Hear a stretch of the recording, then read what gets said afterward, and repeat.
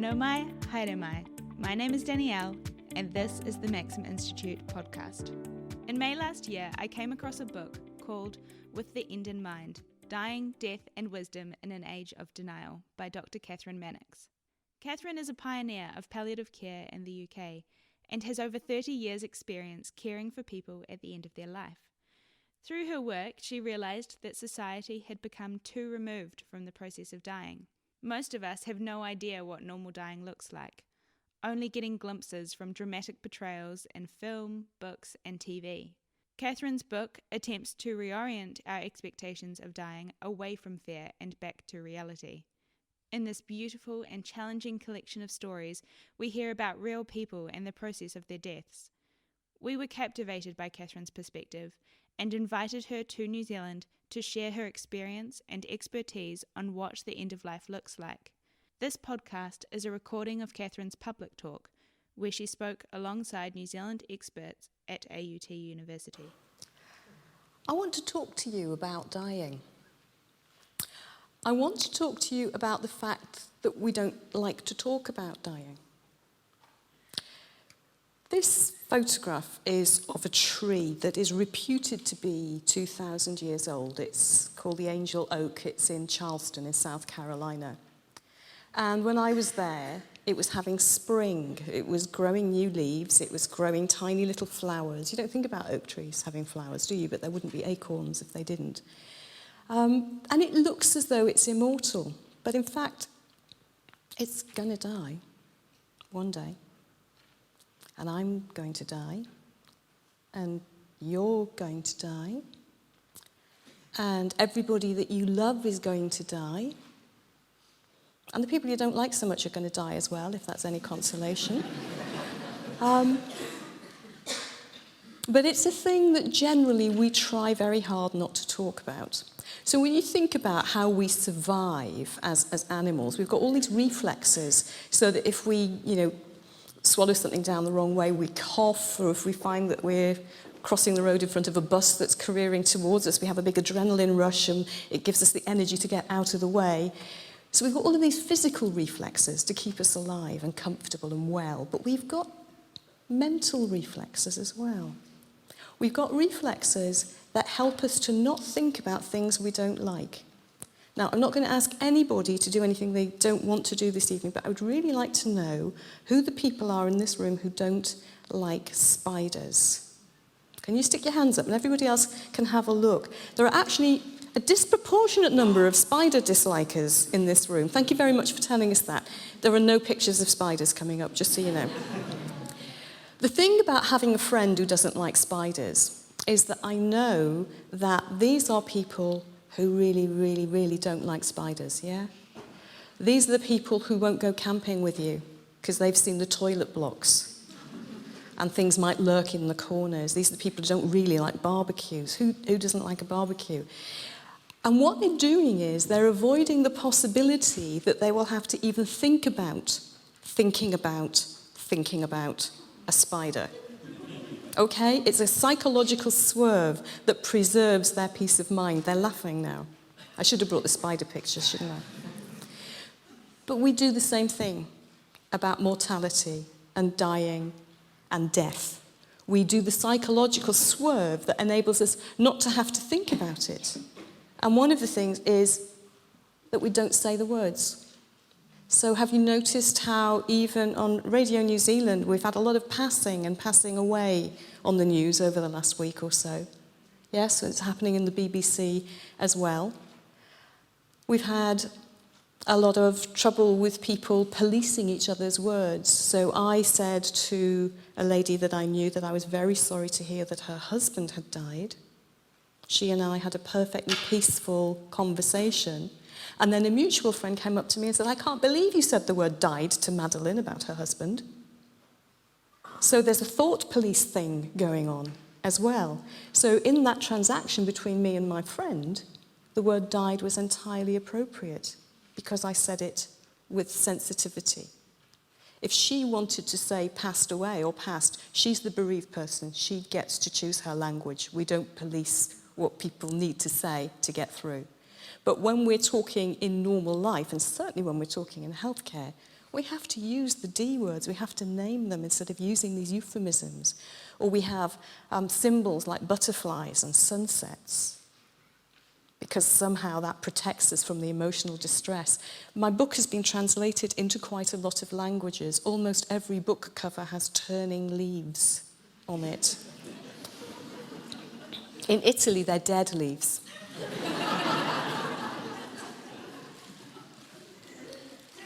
So we don't talk about dying, we don't know about dying, and then we get sick, or somebody that we know gets sick, and then we're in really big trouble because we don't know what we don't know, because we've been so busy not talking about it for so long. So then what happens is we fill the gaps in what we don't know by what information is available to us. So this is an English soap opera, and it's showing the perfectly average situation at death of a young woman who was pregnant when she had a big brain bleed and her baby was delivered by caesarean section. Happens at least 10 times a week, obviously. Because normal dying isn't shown on entertainment because it's so gentle that actually it's not very good drama. The key is in the word drama. So here's another British soap opera, which is called EastEnders. You may be familiar with it. The elderly lady has been able to blow her candles out. She's been terminally ill for a while. Great storyline, though. We're getting advice from a very famous British palliative physician. And then in the very last episode of this storyline, her friend Dot slipped her an overdose of her morphine because people were getting up during EastEnders and putting their kettles on. That's how the government know whether we're watching the telly or not, by the electricity surges when we put our kettles on. Okay, and I'm realising that New Zealanders drink nearly as much tea and coffee as we do in Britain, so it's the same thing pertains. And it's not just Britain, just so you know, I'm not being picky, but when the Sarah Potts character died, the TV company was inundated with requests for them to write some kind of plot twist so that they could reintroduce her to the soap. Or, if you live in South Island, of course, there's always the danger of being shot by orcs on your way to the supermarket. So it's very difficult to find good images of dying to fill the gap where people don't know what they don't know. This is Philadelphia. This is the Tom Hanks character, Andy. And it's a fantastic terminal illness story, and the makeup is superb, and his gradual loss of energy and needing to sleep more is absolutely right. That is what happens, whatever it is that we're dying of. But we don't see him die. We see that manly reconciliation between him and Denzel Washington, and then we flash to a graveyard, and you will notice from now on that that is how we do dying on the telly. So we've got this interesting dilemma of not knowing that we don't know, and thinking that we do know because we filled the gaps with stuff that we've got from newspapers, which report the salacious, they report the unusual, they report the tragic. So I've been on 7 planes in the last 10 days. And none of them fell out of the sky. Not a one. But if I only knew about planes from reading newspapers or watching the news, I would think the risk of falling out of the sky was actually very, very big. Whereas in fact, most planes do not fall out of the sky, and it doesn't make the news. And difficult dying is a little bit like that. There are places, though, where it isn't like that. So this is a funeral shop in the Andes in northern Ecuador. This is a market town in Ecuador. It's not a touristy place. And it's one of 3 funeral shops in the street. And as you can see, you can have a big fancy coffin, or you can have a much plainer coffin. You can have a large cross or a small cross. No cross, not an option in Ecuador, just so you know. The tiny little box at the top I thought might be for ashes, but actually it's for unborn babies who die in utero. And you can't be buried in Ecuador because it's all volcanic, so all of the graves are above ground, and they're carefully tended, whitewashed several times a year. Families have picnics with their dead relatives out there. They know how to celebrate a life that was well lived. And they don't need to wonder what dying is like, because actually dying happens at home. Dying happens surrounded by the family, and people recognise the sequence of the deathbed. Now then, can you imagine seeing this on a high street in Auckland? Can you see what the shop is next door? It's a cafe, and it was doing a booming trade, and there was greengrocers next door. And in fact, I think the greengrocers and the funeral shop might have swapped premises, because there's an awful lot of vegetables around this funeral shop, aren't there? So I don't know, one of them was doing better trade than the others. We'll just have to work out which way that was going, won't we? So here we are in this situation where people continue to die at an approximate rate in New Zealand of 100%.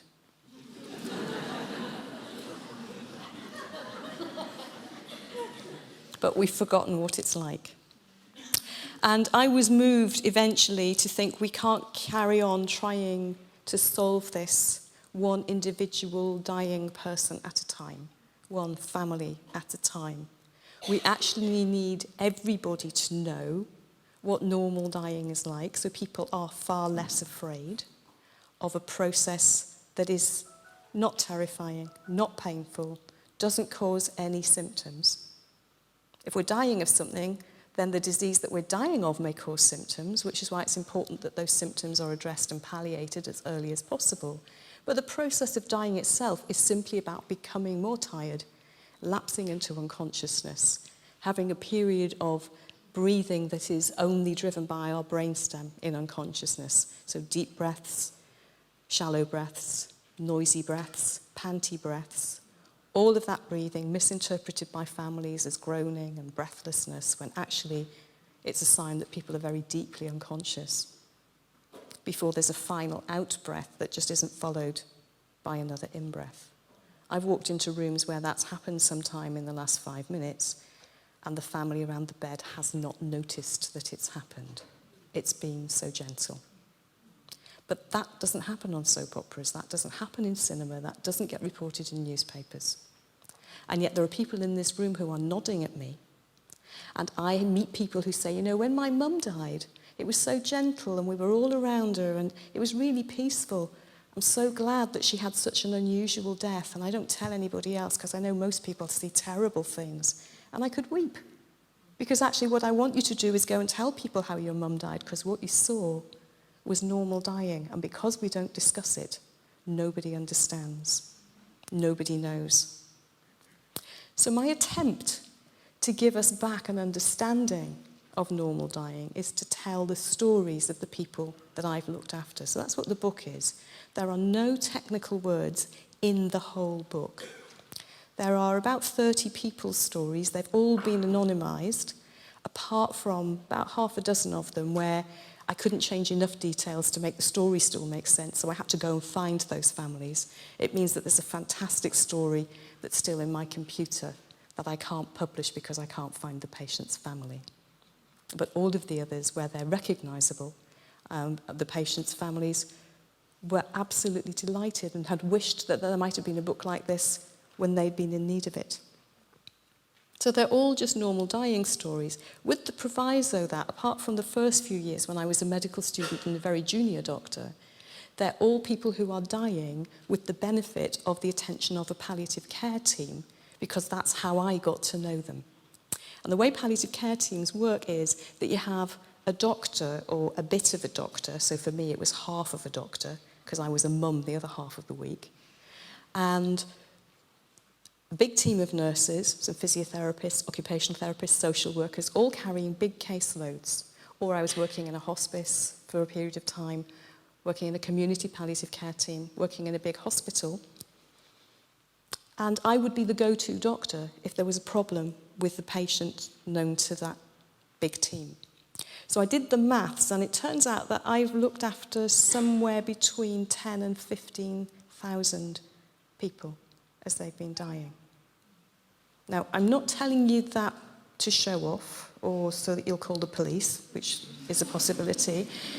I'm telling you that so that you know that even though I've sat beside people that I love as they have been dying, I am not talking to you out of my bereavement.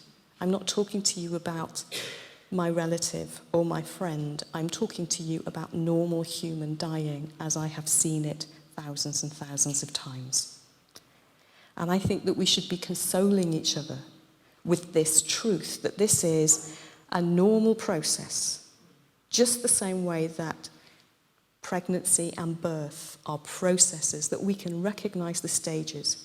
So every single person who's given birth to a baby or babies knows that she had a completely individual experience that was different from every other birth. Yes? And yet your midwife will have seen the same process that she sees every single time, which is how she knows whether you can go away for a cup of coffee, whether you can get into the birthing pool, whether it's time to get on that bed yet, whether it's time to push, because she knows the process, whereas we are experiencing being in labour. Does that make sense? So the biological process of dying has a clear sequence of being more tired, needing more sleep to try and recharge our energy, eventually not really recharging it very much, sleeping more, being awake less, eventually coming in and out of unconsciousness when we're asleep. Can't reliably take our medicines then, so if we need medicines to keep symptoms at bay, we very often will swap at that point to giving injections or put them in a little syringe pump so the right amount of drug each hour keeps coming into our system. And at the very end of life, there is this change in breathing that's cyclical that we have to tell families what's going on so that they don't mistake it for distress. We also have to tell families that sometimes, despite being attended constantly by people who love them very much, people manage to find the only 30 seconds when there's nobody in the room to take that last breath out that isn't followed by an in-breath. We don't understand what that's about because equally people who should have been dead days or even weeks ago are maintaining their unconscious presence with us until the phone call comes that says that the baby in Dunedin has been born, or the voice of the nephew from Canada arrives in the room. It is astonishing and extraordinary, and we don't really fully understand it all. So I'd like to suggest to you that just like good antenatal care lines us up for a safe labour, good identification of symptoms early on in the phase that's the last part of life will line us up for better dying. And therefore, palliative care being offered by general practitioners or cardiologists or oncologists is something to be welcomed, that specialists in palliative care are available to those doctors and nurses if they want some extra help and support, and for people whose problems are more difficult than that team can support, then, we love to meet you. We love to see patients. We might see you once, tweak your medicines, never see you again. We might see you for a few weeks to get things on an even keel and then let you go back to your usual treatment and care, or we might walk alongside you for the rest of your life, working in partnership with the teams who look after you. We will not take over because our role is to accompany. So I'm going to tell you a story because that's what I do these days. When I first went to work in hospice, I'd been qualified for 5 years. I'd worked in wards where very sick people very frequently died. I'd worked in the Regional Cancer Centre. I'd worked on a leukemia ward. So I'd seen a lot of dying, but generally my job was to be the girl who stopped the person dying, because that's what junior doctors are about. So when I first heard somebody who was a consultant in palliative medicine describing to a patient what dying was like, I was appalled that he was going to describe the process of dying to this lady. I was sitting on a footstool beside the bed as he was talking to her, and I kept thinking, this cannot be happening. You can't possibly tell somebody this. And what he described to her, he described because she was so afraid that she would die in agony, and if she died in agony, she would be separated forever from her husband because he had died well and had said the prayers appropriately, and therefore he would be in heaven and she would despair and not get to heaven. So although this sounded as though it was a pain control conversation, it was actually an existential, it was one of the walls of the house that was falling down.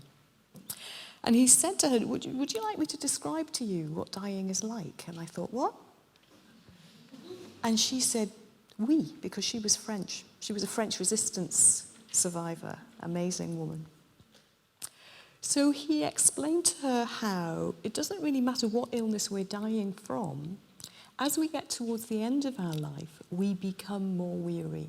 And it seems to be some kind of metabolic thing that makes it more and more difficult for us to release sufficient energy from our metabolism to maintain our wakefulness. So it's not to do with drugs, although there are drugs that can make us a little bit sleepy when we're adjusting to them. It's about the process of dying. And that to recharge our energy, we need to sleep. And he said, well, you've probably noticed that you need a snooze during the day to recharge your energy. And she said, yes, I have. And he said, oh, that's good. And I thought, that's awkward. And he said, that's good, because that means you're following the normal pattern. So the next thing that we would expect to happen would be just that you'd be more tired, sleep more, be awake less, and we will continue to look after you. And then a time will come that you won't notice, but we will, when you're asleep and we want to wake you up. It might be medicine time, there might be a phone call, and we can't wake you up. This happens to everybody. The moment when we can't wake them up anymore. When they wake up later on, they tell us they've had a nice sleep. But we know they weren't just asleep. We know they were unconscious. We know they were in a coma. Do you want me to say that in French? And she said, no, I understand.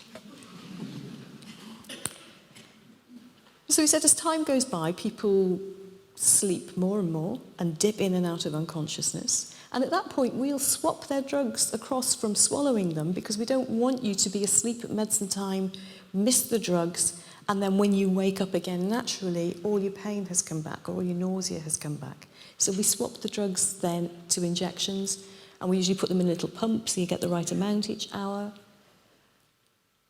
And then as time goes by, you just become more and more drowsy and lapse into unconsciousness. So when we're unconscious, that automatic breathing is cycles that are driven by the brainstem. Now, you're not thinking about your breathing at the moment, but now I've mentioned it, you are. But you are managing your breathing deliberately. You are breathing quietly so that you can listen to us, which is very kind of you. And we are managing our breathing so that we can take a sufficient breath not to be noisy into our microphones and then speak a sensible amount of words to make phrases to speak to you. So most of the time, we're subconsciously managing our breathing. Once we're completely unconscious, the breathing cycle goes between fast and slow and deep and shallow. And if we're not conscious at all, we won't feel the back of our throat. So we won't be monitoring whether our vocal cords are relaxed or tense. So many of you, obviously you don't snore yourselves, but many of you may sleep with snorers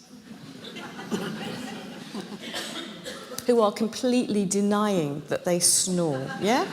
Because they don't notice it. So this is a little bit akin to snoring, but it's actually the vocal cords. So people might make a noise that sounds a bit like as they breathe out. Now, if you didn't know otherwise, and that was your dad, you might think that he was groaning.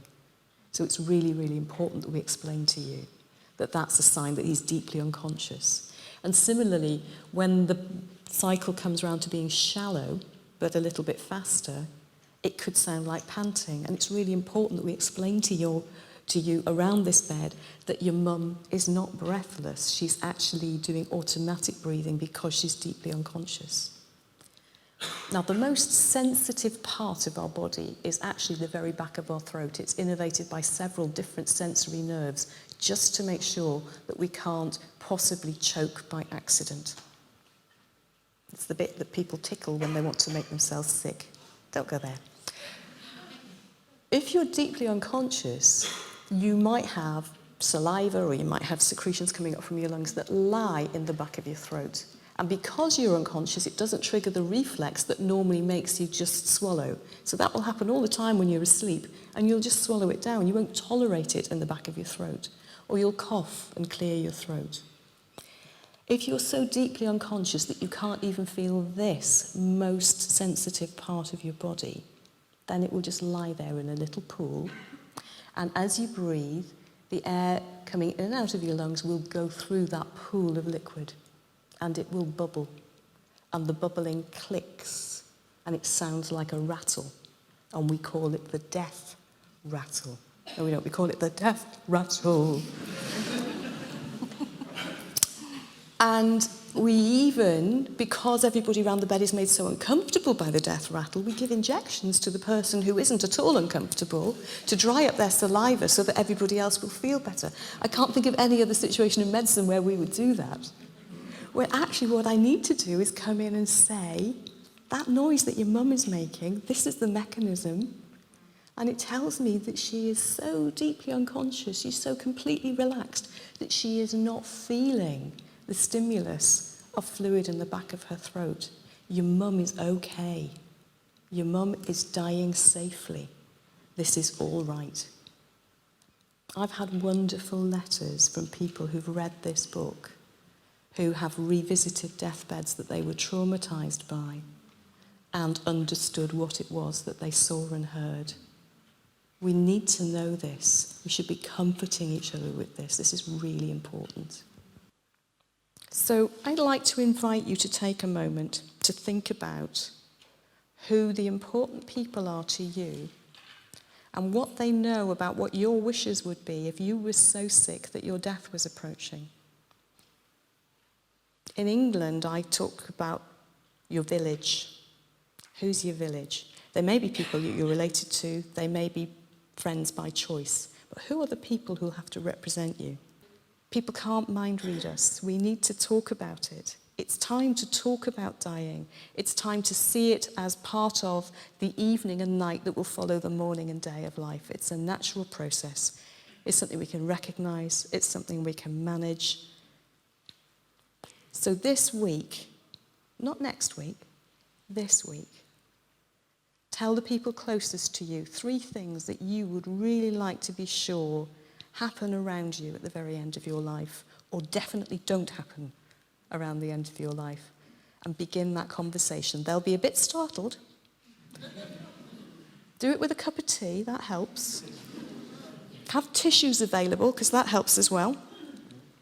And go for it, because there's no way around it but through it. And you can do this, because dying actually is not nearly as bad as you probably think. Thanks for listening to the Maxim Institute podcast. You can search and subscribe to us on Apple Podcasts, Stitcher, or wherever you get your podcasts. If you'd like to watch more from this event, including the audience Q&A, head to our events page on maxim.org.nz. To hear more from us and keep up with the rest of our research and analysis of politics and policy in New Zealand, you can sign up on the homepage of our website to get our monthly forum email and invitations to future Maxim Institute events. You can also follow us on Facebook and check out our videos on our YouTube channel. Just search Maxim Institute on any of those platforms. From the team at Maxim, mā te wā. Goodbye for now.